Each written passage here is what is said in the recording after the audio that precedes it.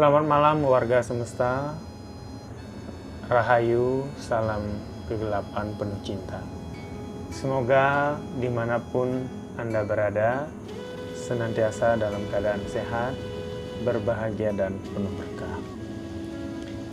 Malam ini saya membuat rekaman audio ini yang nantinya akan saya bagikan lewat channel YouTube Darkness Talk.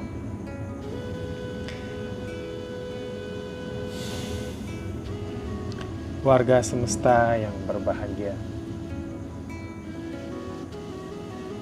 tentu warga semesta bertanya, apakah kegelapan itu mengenal agama?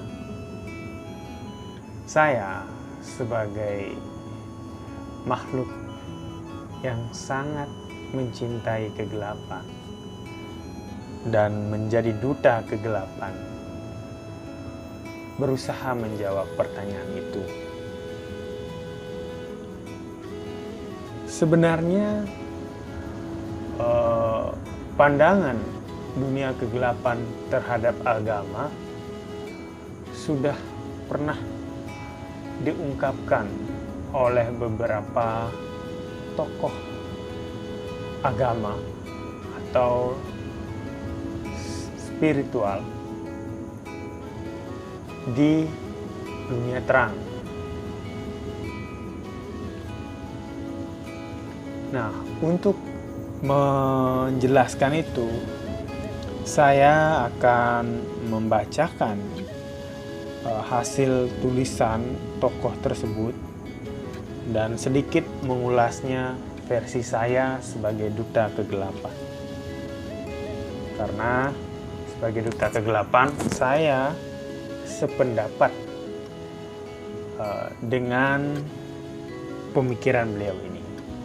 Beliau bernama Osho. Berikut tulisan beliau. Christianity, Hinduism, Buddhism, Jainism, Mohammedanism ini hanya ideologi, dogma, kepercayaan. Mereka hanya sekte.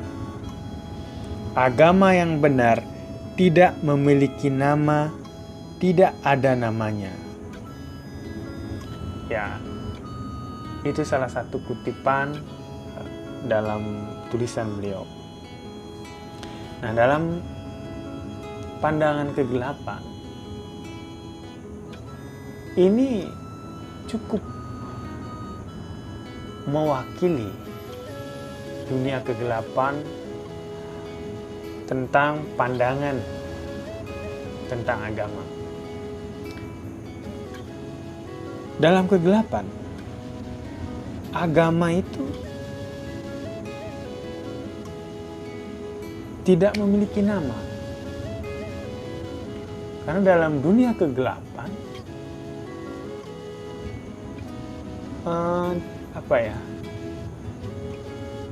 tidak mampu membedakan mana baik, mana buruk, itu tidak mampu. Nah, sedangkan agama-agama yang ada saat ini di dunia terang, itu bisa dikatakan hanya sebuah ideologi, dogma, kepercayaan. Dan itu memang bukan agama.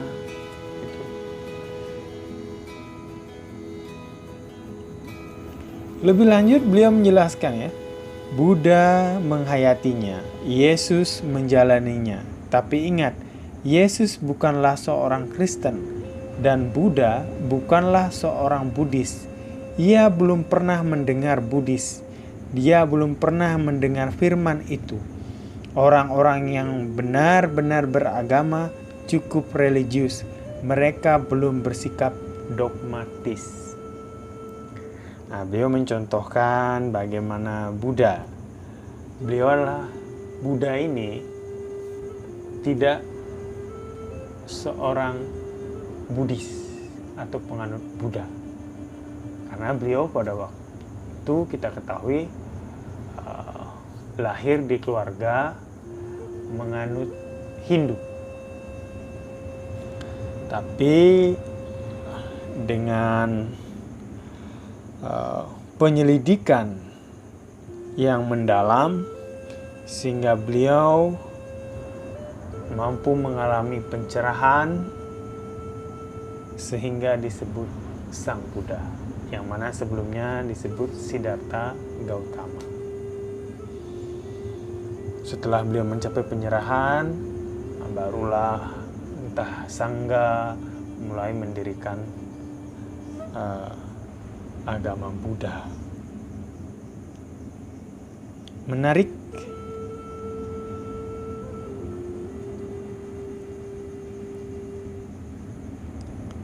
Jadi beliau menyatakan bahwa sejatinya tokoh-tokoh pendiri agama-agama besar di dunia terang saat ini itu cenderung bukan pemeluk agama yang dia dirikan gitu. Jadi ini menjadi hal yang menurut Osho perlu dipikirkan kembali mengenai definisi agama terang yang ada saat ini. Tepatnya saat itu ya, Osho, karena Osho sekarang sudah kembali pulang. Berikut ada 300 agama di dunia. Ini adalah sebuah absurditas. Jika kebenaran itu benar, bagaimana bisa ada 300 agama, hanya ada satu sains dan 300 agama? Jadi Osho mempertanyakan, kok bisa gitu? Yang katanya agama itu berdasarkan kebenaran, tapi nyatanya dia banyak jumlahnya. Beda dengan sains yang memang mengaku dirinya benar, tapi dia hanya ada satu sains gitu. Ini menjadi hal yang ya perlu direnungkan kembali. Berikutnya, jika sains yang berkaitan dengan kebenaran objektif adalah satu, maka agama juga salah satunya karena berkaitan dengan kebenaran subjektif. Sisi lain dari kebenaran. Tapi agama itu tidak bisa memiliki nama apapun, tidak ada ideologi apapun. Jadi menurut Osho, agama itu adalah kebenaran subjektif yang berbeda dengan sains, di mana sains merupakan kebenaran objektif. Agama, karena dia subjektif, dia tidak bisa memiliki nama. Karena kalau sudah diberi nama, maka agama itu sendiri akan memiliki perbedaan gitu. Yang namanya subjektif berarti tidak bisa diberi nama. Semua kebenaran subjek itu benar gitu. Dan yang menganggap benar dirinya itu apa? Dia harus menemukan jati diri, kemudian yakin dengan dirinya. Di sini emang butuh sedikit sains ya untuk menelaah pemikiran Osho.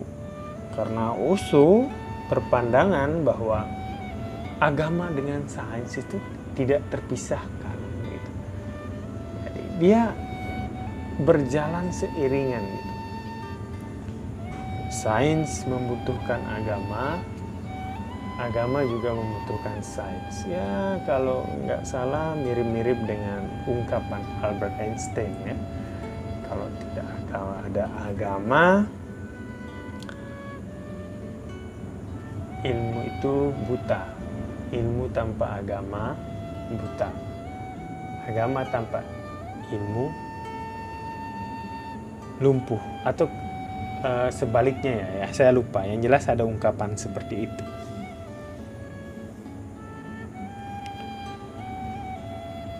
Jika sains yang berkaitan dengan kebenaran objektif adalah satu, maka agama juga salah satu. Oke, sudah saya baca tadi. Ini yang menarik. Beliau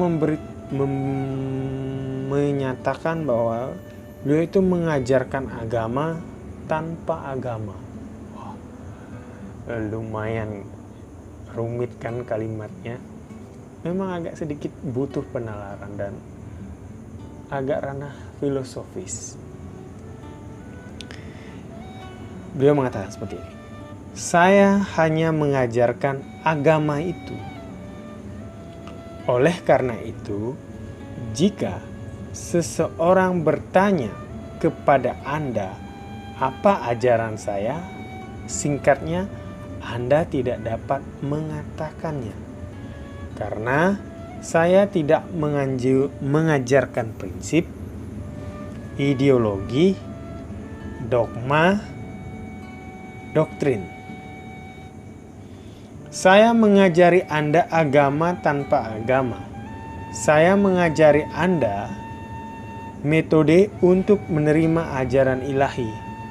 Saya tidak mengatakan apapun tentang yang ilahi.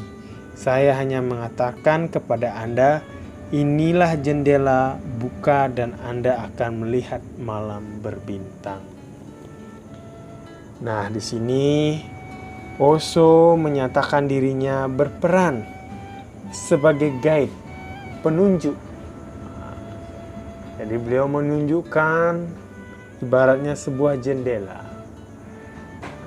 Beliau membukakan jendela itu, selanjutnya pengikutnya menikmati apa yang ada di balik jendela itu. Seperti itu. Nyatanya memang guru-guru spiritual itu banyak yang hanya menunjukkan jalan gitu. Jadi bukan berarti kita berguru dan kita berharap guru itu dengan kita mendengarkan ceramah atau ajaran sang guru, kita menjadi seperti guru kita. Tidak. Ujung-ujungnya kembali ke diri kita, ke diri masing-masing. Apakah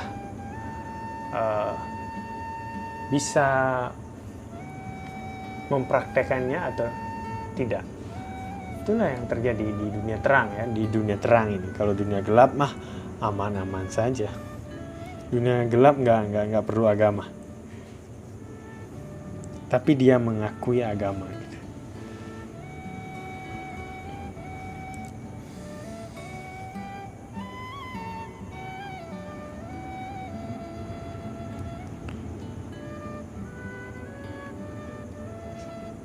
Malam berbintang itu tidak dapat didefinisikan. Begitu Anda dapat melihatnya melalui jendela yang terbuka, Anda akan mengetahuinya. Melihat adalah mengetahui. Dan melihat seharusnya makhluk juga. Seharusnya tidak ada kepercayaan lain. Agak anu di sini agak rumit ya menjelaskan. Di melihat seharusnya makhluk juga.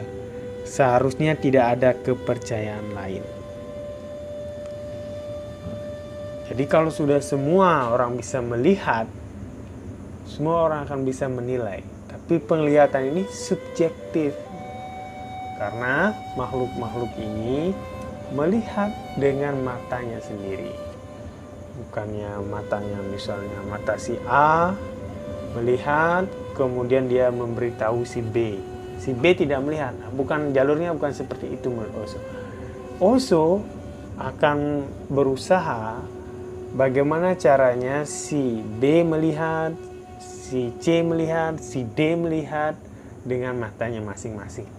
Sehingga ada apa yang dirasakan oleh si A, ini bisa jadi berbeda dengan si B, beda juga dengan si C. Tapi kebenaran si A ini bersifat subjektif, kebenaran B juga subjektif. Mereka kalau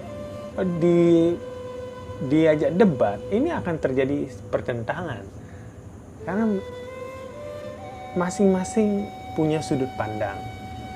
Kayaknya seperti itu. Jadi kalau saya terjemahkan dalam dunia kegelapan ini seakan-akan mengakui perbedaan itu. Jadi agama menurut Osho ini sebenarnya bagaimana makhluk atau warga semesta itu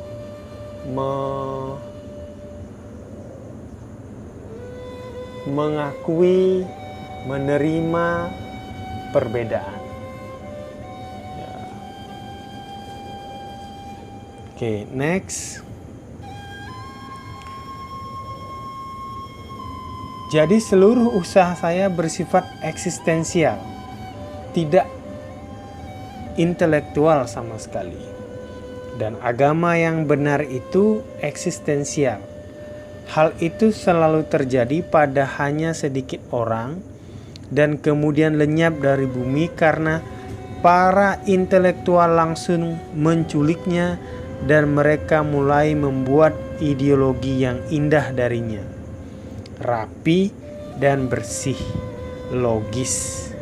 Dengan usaha itu mereka menghancurkan keindahannya, mereka menciptakan filosofi dan agama lenyap.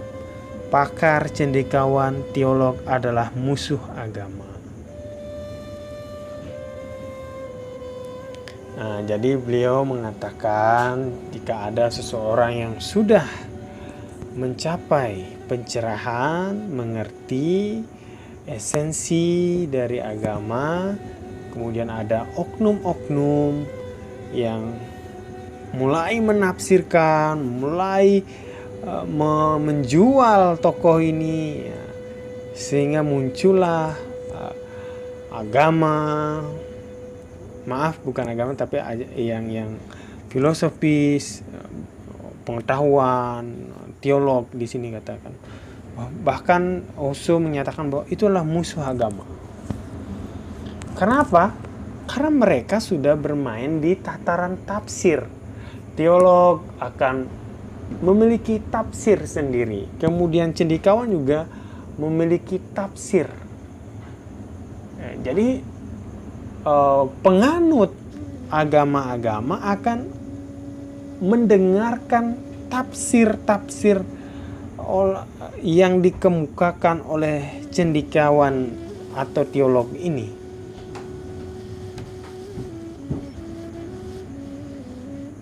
Beliau mengatakan, jadi ingatlah, Anda tidak diinisiasi ke agama tertentu, Anda mulai diinisiasi hanya dalam agama. Ini sangat luas, besar, tak terbatas seperti seluruh langit. Nah, seperti saya sudah kemukakan di video sebelumnya bahwa terang maupun gelap itu dijangkau oleh agama, tapi agama yang sesungguhnya. Jika agama-agama tertentu yang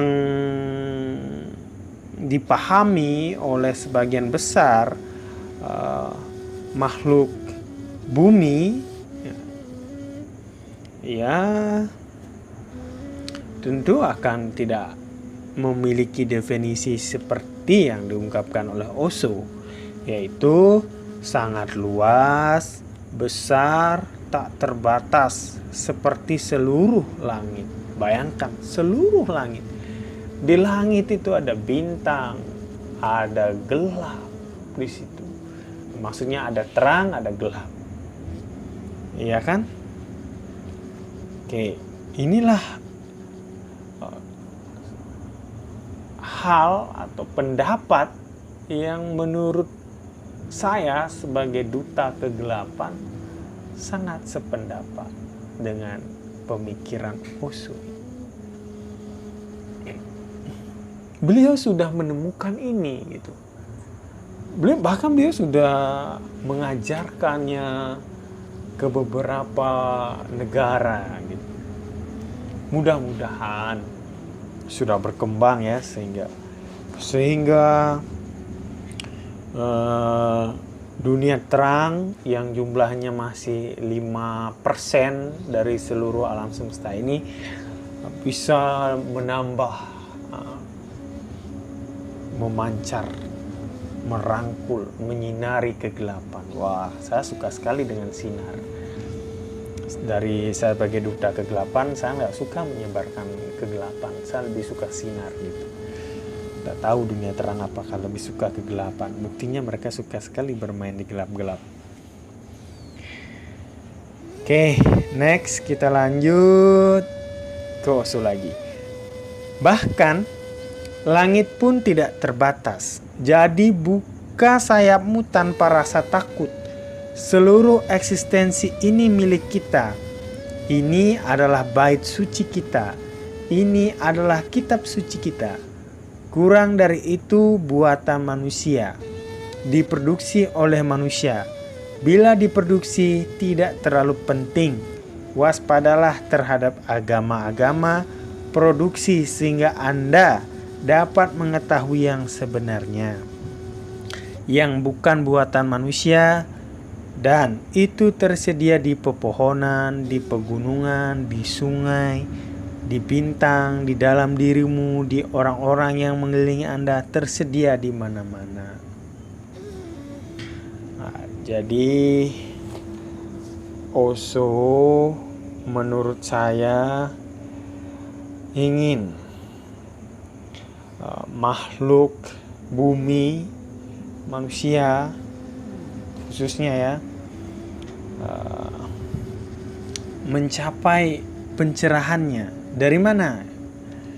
Dari alamnya, dari alam semesta ini. Beliau menyatakan dari pepohonan atau di pepohonan, di pegunungan. Nah, itu manusia harus belajar dari alam semesta ini, mulai mengamati, mulai menyelidiki, menggunakan apa? Sains tadi. Jadi agama dan sains bukan hal yang bertentangan atau bukan hal yang terpisahkan.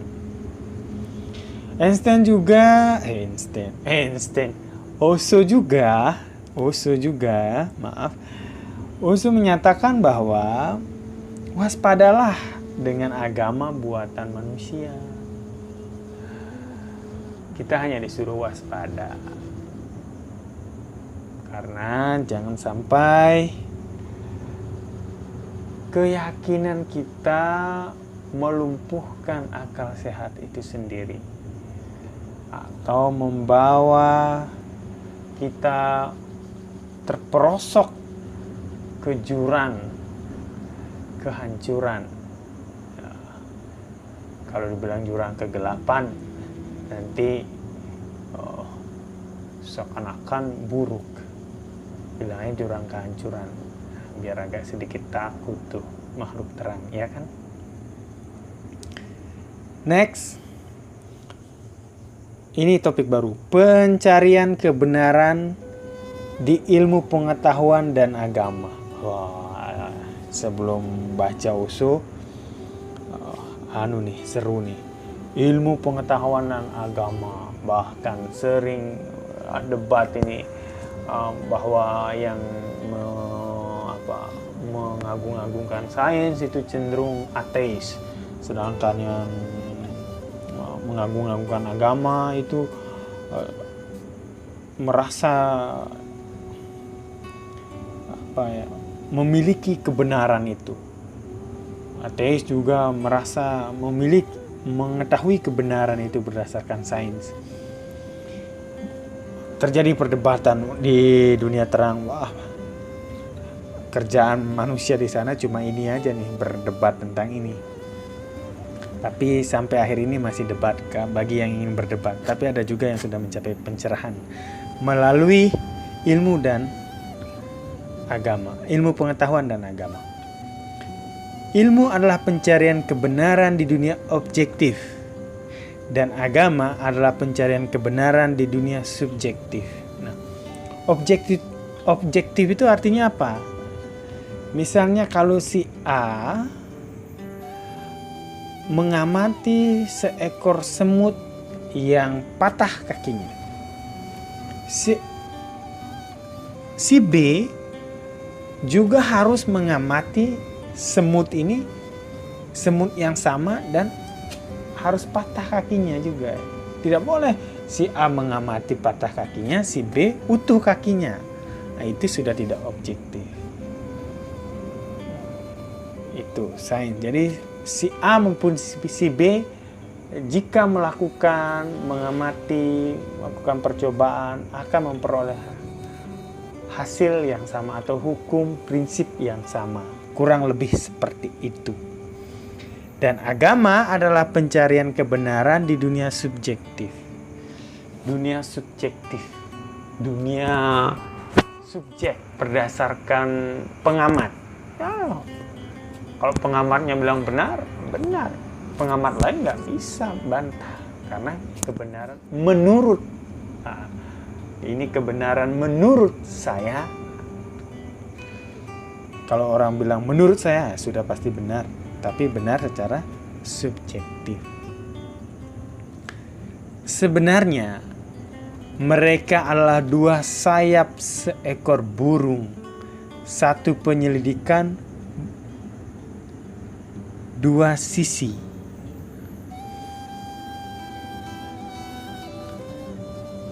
Ini perlu dijelaskan. Jadi sains dan agama ibaratnya sayap burung.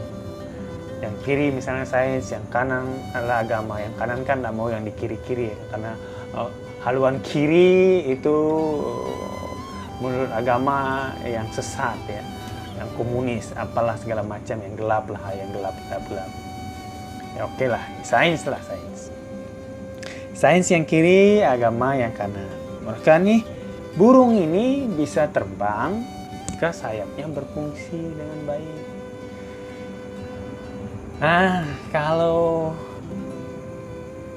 hanya sains saja tanpa mengakui kebenaran subjektif juga keliru, atau hanya kebenaran subjektif saja tidak mengakui kebenaran objektif juga keliru. Harus berkepakan, berjalan seiringan agar bisa terbang yang tinggi, menembus kegelapan. Menembus kegelapan. Apa yang ada di balik gelap? Ya terbang saja, gunakan ini. Pasti kamu penasaran dengan dunia gelap kan? Apa yang ada di balik kegelapan? Oke. Capek juga ya.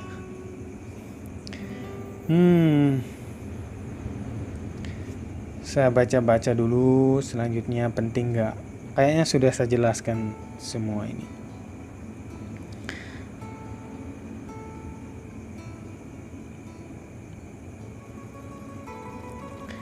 Nah, ada poin pentingnya nih. Penyelidikan, kata kuncinya di sini penyelidikan. Jadi kalau sains itu menyelidiki dunia luar, outer world, sedangkan agama menyelidiki dunia dalam, inner world. Jadi dunia dalam diri. Jadi keluar dan ke dalam. Nah, ini nyambung nih. Jadi dua hal yang memang tidak terpisahkan. Jadi rajin bertanya. Kalau misalnya sains juga bertanya. Ya, bertanya mengapa misalnya matahari bergerak. Siapa sebenarnya, matahari atau bumikah yang bergerak atau matahari? Itu ditanyakan menurut sains. Tapi agama menanyakan, siapa diri saya ini? Betulkah saya ada? Mengapa saya lapar? Mengapa saya sedih? Mengapa saya menderita? Itu ditanya juga, diselidiki. Jadi penyelidikan itu kata kuncinya bertanya. Bertanya itu menandakan berarti Anda memiliki keraguan. Jadi bertanyalah sampai Anda tidak ragu lagi dan yakin Anda telah menemukan kebenaran. Ya, dunia kegelapan sepakat dengan pernyataan ini.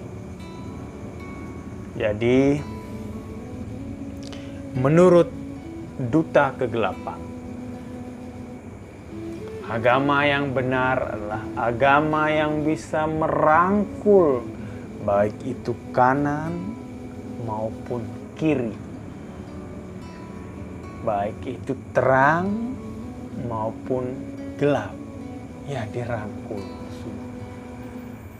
tanpa membeda-bedakan, mengakui yang terang, mengakui kegelapan, yang gelap mengakui cahaya terang. Indah kan? Indah. Kalau sudah saling menghargai, saling menerima, mengakui, ada perdebatan? Tidak ada. Yang ada hanyalah apa? Silent, diam, kesunyian. Oke? Apa yang ada di balik sunyi itu? Nah, sama dengan Anda bertanya, apa yang ada di balik gelap? Karena salah satu anggota dari kegelapan yaitu kesunyian. Oke? Mudah-mudahan Anda tidak kesunyian, tidak kesepian. Walaupun Anda sendiri, janganlah merasa janganlah merasa kesepian. Oke? Setidaknya masih ada kegelapan yang menemani Anda. Yakinlah kegelapan itu tidak menyakiti. Kegelapan itu tidak menakutkan. Ya, bersahabatlah. Karena kalau Anda sudah bisa bersahabat dengan kegelapan, saya yakin Anda menjadi lebih kuat, lebih tegar di dunia terang. Berterima kasihlah makhluk di dunia terang telah diberikan ajaran yang luar biasa oleh seorang guru yang kontroversial, cukup kontroversial. Osho cukup kontroversial. Kalau ingin lebih tahu tentang guru Osho, silahkan browsing di internet. Banyak tuh tulis-tulisannya. Menarik. Oke, untuk kali ini saya rasa kita cukup sekian dulu. Mudah-mudahan masih ada kesempatan untuk berbagi cerita di dalam dunia kegelapan. Oke, sampai jumpa di video selanjutnya. Rahayu, salam kegelapan.